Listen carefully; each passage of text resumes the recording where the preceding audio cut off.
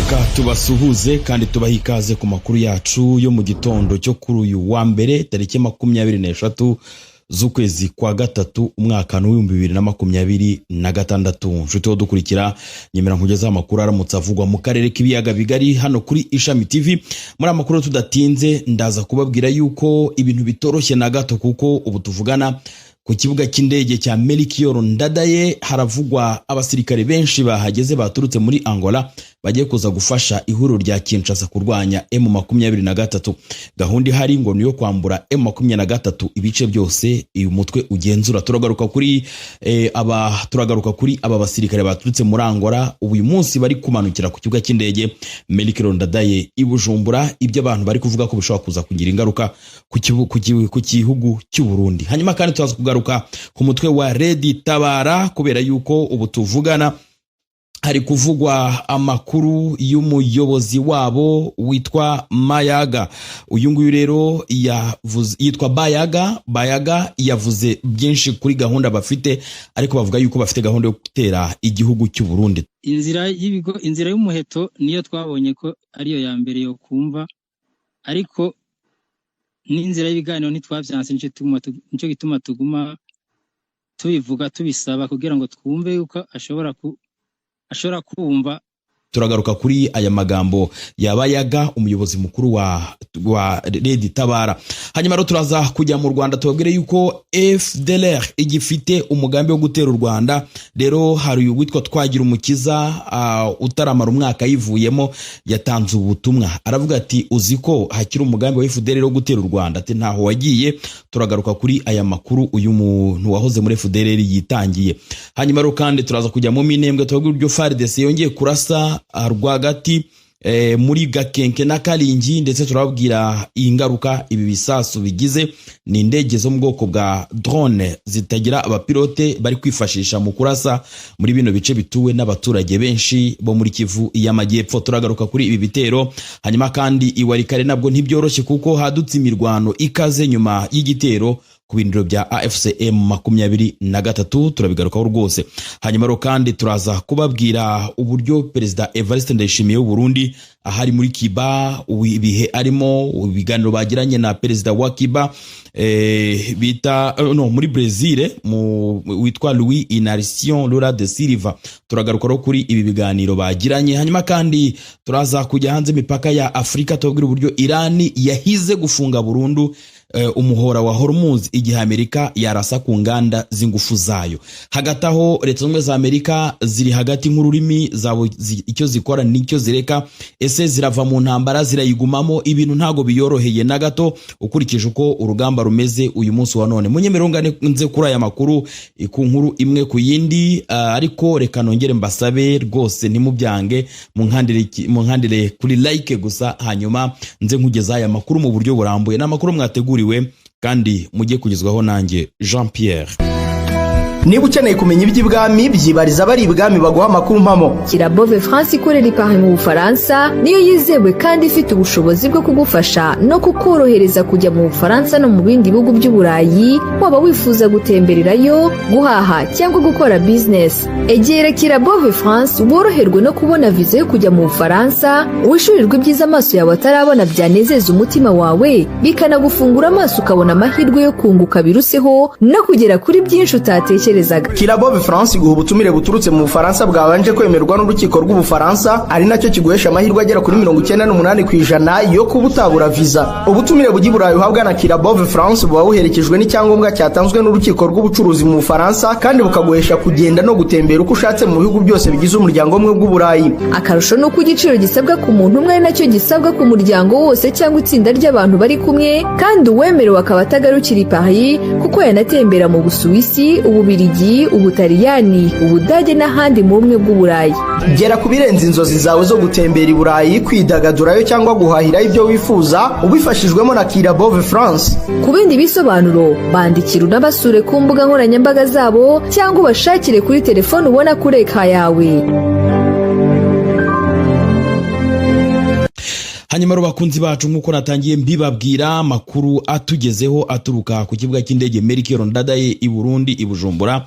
aravuga uburyo hari ingabo za Angola zageze i Bujumbura ku kibuga cy'indege Melchior Ndadaye zitegura igitero hamwe na FDNB muri plene ya Rusizi, ndetse bakashaka kuzamuka n'imisozi miremire ya Murenge. Nubwo rero hari izindi ngabo zagiye muri plene de Rusizi, ingabo z'u Burundi zari ziri mu bice bya Fizi zahawe ordre yo gusubira mu kibuga cy'urugamba, cyane cyane mu misozi miremire ya za Bijombo, Minembwe ndetse na Mikenke. Hagati aho rero izi ngabo za Angola zamaze kugera ku kibuga cy'indege Melchior Ndadaye, biravuga ko zigiye kujya mu kibaya cya Rusizi, aho zigiye gufatanya n'igisirikare cy'u Burundi n'igisirikare cya Repubulika Demokarasi ya Kongo kugira ngo barusheho kugaba ibitero kuri M23.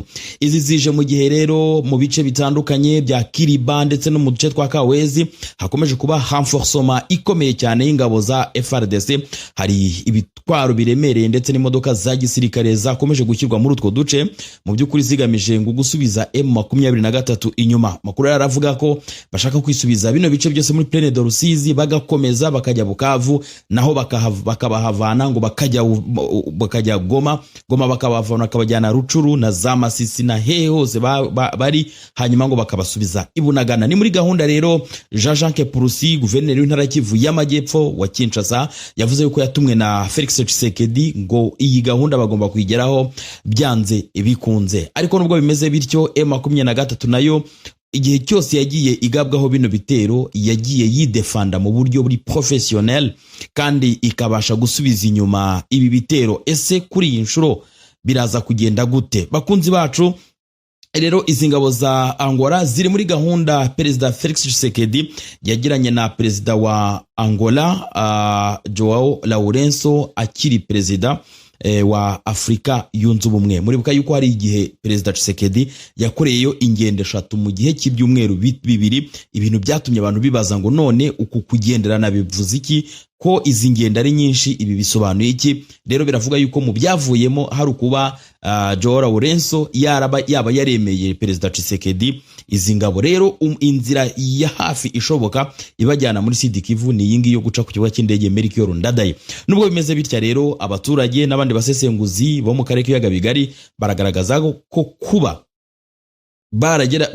bakoresheje ikibuga cy'indege cya Melchior Ndadaye hakaba ari gukoreshwa igihugu cy'u Burundi kugira ngo babashe kujya mu kibaya cya Rusizi, bishobora kuza kugira ingaruka ikomeye, bityo ko M23 ishobora gukoresha uko ishoboye maze igakora cya gikorwa yavuze yuko igomba kujya gucecekeresha izi mbunda aho zituruka. Ese aho ntago M23 iraza kujya i Bujumbura? Ibi byose nibyo abantu bakomeje kwibaza, ariko bigaragara ko M23 ikomeje gushotorwa, kandi yavuze ko igihe cyose ikomeje kugabwaho ibitero hari igihe izajya kubicecekereza aho bituruka. Ibi ngibi yarabigerageje ibikora ku kibuga cy'indege cya Kisangani cya Bangkok. Murabyibuka ko ariho hagabirwaga ibitero by'amadrone, biba ngombwa yuko irasayo neza cyane ku birindiro bya zira ndege zitagira abapilote ziri kwifashwa mu kugaba ibitero mu bice bitandukanye. Iyi gahunda rero yo kwisubiza ibice M23 irimo byahereye mu kibaya cya Rusizi kuva M23 yarekura umujyi wa Uvira, ndetse bakomeza kugenda bayataka, aho nejo bundi habayeho kugaba ibitero rwagati mu mujyi wa Goma, aho hishwe abantu 3 barimo n'Umufaransa-kazi Karine Buisse. Mbibutse yuko na Lieutenant Colonel Wiringoma nawe yarasiwe i Rubaya, kandi hari mu gihe cy'agahenge, ibigaragaza ko ubutegetsi bw'Kinshasa bukomeje gushyira imbaraga mu gushaka kwigarurira ibice byose M23 irimo. Munyemerero tujye tukiri muri ibi bice byo muri Kivu y'Amajyepfo, tujye mu Minembwe. Mu ijoro ryakeye ihuriro ry'ingabo zirwana ku butegetsi bw'Kinshasa ravuga ko zakajije umurego mu bitero by'indege zitagira abadereva z'ubwiyahuzi. Ibitero byibasiye uturere dutuye cyane harimo imidugudu ya Gakenke na Karingi ndetse na santere ya Minembwe, nk'uko bigaragara mu itangazo ryashyizwe ahagaragara na Lawrence Kanyuka. Iri tangazo maze rigira riti ibi bitero bitarobanura byateje urupfu, bitera guhunga ku bwinshi kw'abaturage ndetse binangiza imitungo myinshi. Itangazo ryongeyeho ko bigaragara kwiyongera kw'ibikorwa bigamije kurimbura abaturage baho. AFC 23 reka hamagarira abanyekongo kuba abahamya b'ibyo bitero byateguwe bigakorwa nkana kandi byeruye byibasira abaturage b'abasivile, bigakorwa ku mugaragaro, isi yose irebera maze ikicecekera.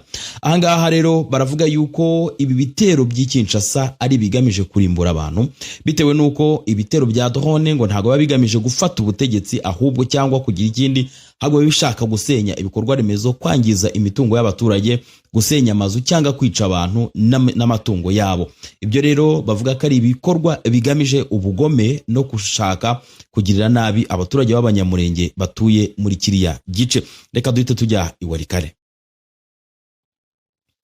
Umudugudu wa Kanune uherereye muri groupement ya Ikobo muri teritwari ya Walikale muri Kivu y'Amajyaruguru mu burasirazuba bwa Repubulika ya Demokarasi ya Kongo habereye imirwano ikaze hagati y'inyeshyamba za AFC M23 ndetse n'umutwe w'inyeshyamba za Wazalendo. Nk'uko amakuru atandukanye ava mu gace abitangaza, imirwano yatangiye mu rukerera ahagana mu saa 11 za mu gitondo ubwo Wazalendo bagabaga ibitero ku bintu by'inyeshyamba biri muri ako gace. Kuva icyo gihe urusaku rw'imbunda ziremereye n'izoroheje ruri kumvikana muri ako karere, bitumye abaturage bagira ubwoba bwinshi, abenshi barahunga. Abaturage bafatiwe hagati bagumye mu ngo zabo bifungiranye. Groupement ya Ikobo imaze hafi umwaka igenzurwa na AFC M23 nyuma ya kwirukanamo inyeshyamba za Wazalendo zahagenzuraga, nk'uko inkuru dukesha Actualité.cd ikomeza ibivuga. Mu byumweru bishize havuzwe ibikorwa byo kongera ingufu ku nyeshyamba za AFC M23 mu duce duturanye na Ikobo, cyane cyane muri groupement ya Kisimba. Uku kwimuka kw'ingabo bikekwa ko kwagabanyije ingufu mu birindiro bimwe by'inyeshyamba, cyane cyane mu bice by'uburengerazuba bwa Buleusa, umurwa mukuru wa groupement ya Ikobo, ari nayo mpamvu bivugwa ko Wazalendo yagerageje gufatirana ngo yongere kwigarurira ako gace. Bakunzi bacu, nuko ibintu byifashe muri kiriya gice cy'uburasirazuba bwa Repubulika ya Demokarasi ya Kongo, aho ibintu bitoroshye na gato. Munyemerere kandi mbabwire yuko mu gukomeza ibikorwa bya diplomasi, Perezida wa Repubulika y'u Burundi General Major Evariste Ndayishimiye yagiranye ibiganiro na mugenzi we wa Brazil Luiz Inacio Lula de Silva. Ibyaganiro byibanze ku gushimangira umubano hagati ya Brazil n'umugabane wa Afrika, hibandwa by'umwihariko ku gihugu cy'u Burundi. Amakuru y'igihugu mukuru w'igihugu cya Brazil yagaragaje ubushake bwo gutera inkunga Afrika mu by'imari, anashimangira uruhare rukomeye rw'umukuru w'igihugu uri ku buyobozi bw'umuryango wa Afrika yunze ubumwe. Yanashishikarije guteza imbere icyerekezo cya Pan-Africanisme ifite intego nini mbere yo kongera gushimangira ko igihugu cye cyemeje gukomeza gufasha Burundi mu rugendo rwo kugera ku iterambere rirambye, hubahirizwa no guhuza inkunga gitanga byihutirwa bya diplomasi bya politike n'ingamba byakizweho n'ubuyobozi bw'u Burundi.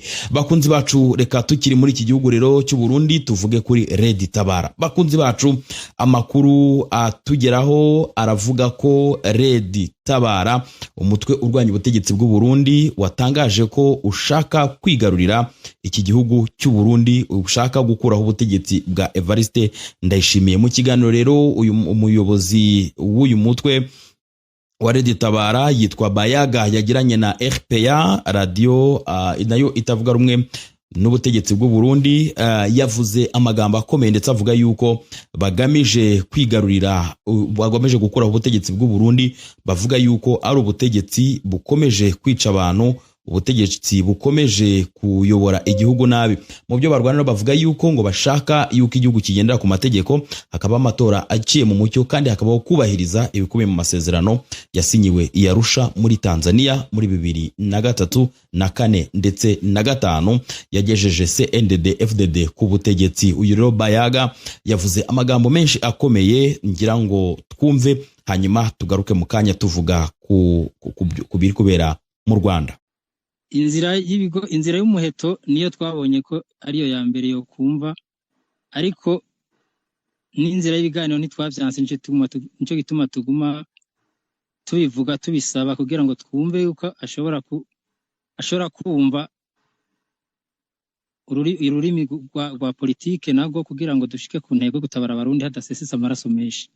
Ariko igihe atazovyumva, nta yindi nzira ishoboka, tuzoyimwumvisha ku ntambara ku muheto, kandi irashoboka. Hanyuma rero kandi bakunzi bacu nkuko nabibabwiye, hari umuntu wahoze muri FDLR yaje guhishura uburyo uyu mutwe buryo ufite gahunda idasanzwe yo gushaka gutera u Rwanda. Yitwa Twagirumukiza Emmanuel, wahungutse avuye mu mashyamba ya Repubulika Demokarasi ya Kongo. Yasobanuye uburyo umutwe wa FDLR ugishikamye ndetse ugenda wiyongeramo urubyiruko kandi ko utajya utezuka ku mugambi wawo wo gutera u Rwanda no ngo ukureho ubutegetsi bwarwo. Atangaje rero mu gihe ubutegetsi bwa Repubulika Demokarasi ya Kongo bwakunze gukerensa uyu mutwe wasize uhekuye u Rwanda, bavuga ko ngo nta mbaraga ugifite kuko ugizwe n'abasaza. Urugero rwa hafi ni mu kwezi gushize ubwo umuvugizi wa guverinoma ya Repubulika Demokarasi ya Kongo Patrick Muyaya yihakanaga imikoranire y'igihugu cyabo na FDLR. Icyo gihe Patrick Muyaya yari mu kiganiro n'umunyamakuru yavuze ko u Rwanda rudakwiriye guhora rwitwaza ikibazo cya FDLR kuko ngo igice kinini cy'abagize uyu mutwe kuri ubu ngo abari mu bice bigenzurwa na M23 akunze kwitirira u Rwanda. Icyakora ibyo avuga binyomozwa na Twagirumukiza kuri ubu ari gusoza inyigisho zimusubiza mu buzima busanzwe zitangwa na Komisiyo y'Igihugu yo gusezerana no gusubiza mu buzima busanzwe abari abasirikare RDRC kuwa 2026 ubwo we n'abagenzi be bari basuye urwibutso rwa Jenoside rwa Kigali. Yavuze ko yatashye mu Rwanda ukwakira 2025 nyuma yo gusanga amashyamba ya Kongo nta nyungu n'imwe ashobora kuyakuramo kuko yari amazemo imyaka 31. Uyu mugabo wari usanzwe ari mu mujyi atuye mu mujyi wa Kigali yavuze ko mu gihe cya Jenoside yakorewe Abatutsi mu 1994 yari umusirikare muri Exfare ariko aza guhungira muri Repubulika Demokarasi ya Kongo nk'abandi. Yagezeyo ajya mu nkambi ya Burungi mu ntara ya Kivu y'Amajyepfo ahari n'abandi bari abasirikare ariko barimo n'abasivile bahita nabo batozwa igisirikare nyuma bajya mu mutwe wa FDLR ugamije guhungabanya umutekano w'u Rwanda. Yavuze ko FDLR umutwe ushikamye kandi uhora wiyuburura kuko abana bawukuriramo abenshi basangamo base. Ati rero abavuga ko FDLR iriho itariho ni abapfobya Jenoside kandi bashaka guca intege u Rwanda. Ntabwo waba ubyara ngo uvuge ngo warapfuye kuko igihe cyose namaze muri Kongo twahoraga dutoza abandi basirikare kandi badashaje ahubwo aburubyiruko bakiri abasore. N'uyu munsi abo basore ntibabuze baracyaboneka ahubwo FDLR irimo kugaruka uko yahoze mbere. Twagirumukiza yavuze ko mu miyoborere y'uwo mutwe ikibazo cy'amacakubiri kitajya kibura kuko abayobozi batabura ibyo batumvikanaho ari byo byaje gutuma muri 2016 igice kimwe kiyomora kigashinga undi mutwe twa CNRD. Umutwe rongo ni nawo waje kwihuza n'indi maze ibibyara irimo MRCD ryariwe na Paul Rusesabagina rifite umutwe wa gisirikare wa FLN maze muri 2018 ritangira kugaba ibitero mu Rwanda byahitanye abanyarwanda 9. Hanyuma rero mu matariki atandukanye muri 2018 FLN ya Rusesabagina yagabye ibitero mu bice byegere pariki ya Nyungwe isahura abaturage yica abandi ndetse yangiza n'ibikorwa remezo bitandukanye. Ibi bitero byibasiye ibice bya Nyungwe byagabwe ku matariki atandukanye nko ku wa 3 Kamena na 19 Kamena, tariki ya 2 Nyakanga, 13 Nyakanga na 15 Ugushyingo 2018. Nsabimana Karikiste wari umuvugizi wa FLN yigeze kuvuga ko bari bafite inshingano zo kugaba ibitero ku ngabo z'igihugu n'ahandi hantu nko guturitsa ibiraro no gufunga umuhanda wa Nyungwe kugira ngo Cyangugu tuyishyire mu kato. Nuko yabivugaga. Twagirumukiza yavuze ko ubwo uwo mutwe wa CNRD wavukaga wiyomoye kuri FDLR nawe yajyanye nawo ndetse ubwo wagiraga uruhare mu kugaba ibitero mu Rwanda yararimo nubwo we ahamya ko atari mu baje muri urwo rugamba. Maze aravuga ati nanjye nari muri CNRD icyo gihe ariko sindi mu boherejwe kugaba ibitero muri Nyungwe, jye nari mu basigaye hakurya ariko twarabyumvise ko byahitanye abantu hano mu Rwanda. Ugabo rero yavuze ko ubwo ibyo byabaga yari atarahindura imyumvire, yumvaga gifite icyizere cyo kurwana mu mashyamba ya Kongo kugeza 2025 ubwo yabonaga ko uretse icyizere abayobozi babo babahaga mu by'ukuri gukomeza kurwana nta kintu na kimwe kizavamo. Maze arongera avuga ngo ibintu barimo nta musaruro uretse gusa guhora babeshya ngo barasenya bagahanurira ibinyoma, ngo barasenga bagahanura ibinyoma. Ubivuga avuga ko ibyo yishakiye aniteranya n'Imana ahubwo kuko yo ngo ntibeshya. Natekereje amacakubiri yabo kandi aribo bakuru ntenda kubahindura, ndavuga nti mbivuyemo reka nsange abunze ubumwe twubakurwa tubyaye abantu abariyo rwose nababwira bagataha kuko ubu nzasubira iwacu abavandimwe bamfashe kongera kwiyubaka kandi ibyo batazashobora sinzabarenganya. Uyu rero ni uwahoze muri FDLR, aravuga uburyo uyu mutwe ugifite gahunda yo gutera u Rwanda, nyamara ubutegetsi bw'Kinshasa bukaba bukomeje gukerensa uyu mutwe w'iterabwoba wa FDLR. Rimwe rimwe bakavuga yuko ngo abawugize ngo ari abasaza ngo cyangwa ngo bari mu bice bigenzurwa na FC23. Rero uyu mugabo yavuze ko ubwo ngo byabaga ibi byose byo gutera u Rwanda yaratarahindura imyumvire, ariko ubu ngubu yamaze kuyihindura. Rero gusa uyu nguyu twagira mu Mukiza kandi yashengwe n'uburyo yiboneye amaso ubukana bwa jenoside yakorewe Abatutsi, nyamara hakurya hirirwa abayipfobya, maze aravuga ngo ibyabaye ntibizongere gusubira, ndetse mfite ubushobozi abarwanya iki gihugu bashaka gusubiza aho cyavuye nabahagarika. Biteye agahinda kuko ubu ni ubugome ndengakamere, hakurya usanga hari abapfobya gusa kuko bamwe ntibabibonye, ariko imibiri niboneye yabaze jenoside ntekereza ko ari isomo rihagije kuri bamwe bashaka kongera kubisubiramo. Uyu mugore wahunze akiri umusore ariko ubu akaba afite umugore, yavuze ko hari benshi bakiri mu mashyamba ya Kongo bakuze cyane, babuze n'ubushake, abagore ngo bari kwita ku rugamba, kandi babuze n'ubushaka abagore ngo bari kwita ku rugamba kandi nta kintu na kimwe barwanira. Yashimye ko u Rwanda rwateye intambwe ifatika ugereranyije n'uko yarusize mu 1994. Hanyuma rero ikibazo cy'umutekano muke gishinze imizi muri 1994 nyuma yo gutsindwa kwa leta yateguye jenoside. Ingabo za Exfari n'interahamwe byishe abarenga miliyoni 1 mu Rwanda mu mezi 3 gusa, hanyuma bahungana intwaro muri Zaire. Ejo bundi Perezida Tshisekedi yavuze yuko ngo Repubulika Demokarasi ya Kongo bayitegetse ko yareka ngo bari abantu bagahungana imbunda. Ibintu abantu bibajijeho bavuga bati gute abantu bemeye yuko interahamwe zihungana imbunda. Reka twigireho hanze imipaka ya Afrika tubabwire ibiri kuvugwa muri Irani, muri iyi ntambara ikomeje guca ibintu ndetse yatangiye no gutera igihombo gikomeye ku bukungu bw'isi. Irani rero yahize gufunga Hormuz burundu igihe Amerika yarasa ku nganda z'ingufu zayo. Irani yatangaje ko izafunga burundu inzira ya Hormuz inyuzwamo ibikomoka kuri peteroli birenga 20% by'ibikoreshwa ku isi yose mu gihe Leta Zunze Ubumwe za Amerika zaramuka zirashe ku nganda z'ingufu. Ni nyuma y'uko Donald Trump atanze umuburo agaha abitera Tehran na masaha 48 yuko bafunguye Hormuz, bitaba ibyo inganda ngo zikangizwa. Ati niba Irani idafunguye byuzuye inzira Hormuz ndetse nta mbogamizi iteje, mu masaha 48 Leta Zunze Ubumwe za Amerika zirangiza ibikomeye inganda z'ingufu bahaherewe ku ruganda runini. Uru ruganda rutunganya ingufu runini Irani ifite no rwa Damavand ruherereye hafi ya Pakidashti mu majyepfo y'uburasirazuba bwa Tehran, rufite ubushobozi bwo gutanga megawati 2868 by'amashanyarazi.